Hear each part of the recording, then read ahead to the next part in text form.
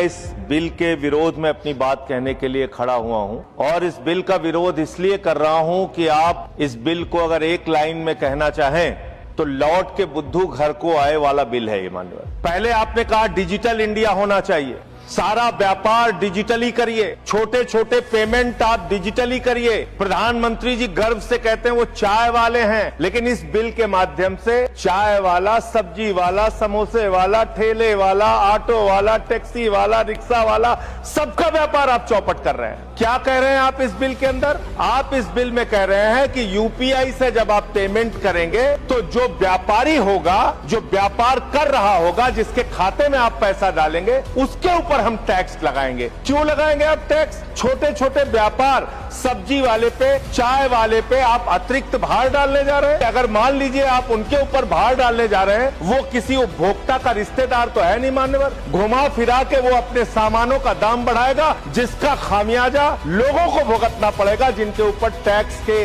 बढ़ने के कारण महंगाई बढ़ेगी। तो ये दो तरह से मार करने वाला टैक्स है, नंबर एक। दूसरी बात, ये बिल लाया किन परिस्थितियों में गया है, ये देश को जानना जरूरी है। 31 मार्च 2026 को जो United state trade representative USTR, इसने आपत्ति जताई कि हिंदुस्तान में यूपीआई पर जीरो टैक्स की वजह से हम लोग बर्बाद हो रहे हैं, तो ट्रंप के दबाव में भारत की संप्रभुता को गिरवी रख के ये बिल लाया गया है। इसलिए इस बिल के हम खिलाफ। मानव विदेशी दबाव में भारत की संप्रभुता को गिरवी रख के आप ऐसा बिल ला रहे हैं जिसमें फॉरेन इन्वेस्टर्स को टैक्स में 100% एग्जम्पशन दे रहे हैं, लेकिन जो हिंदुस्तान में छोटे छोटे व्यापार करने वाले लोग हैं उनके ऊपर आप टैक्स लगाने जा रहे हैं। मान्यवर, ये सरकार कहती है यूपीआई के पूरे सिस्टम को मैनेज करने में आपको पैसा खर्च करना पड़ता है। अरे भैया, 27,000 करोड़ रुपए तो आपने सिर्फ मिनिमम बैलेंस चार्जेस के नाम पे 2 साल में देश के करोड़ों उपभोक्ताओं से ले लिया।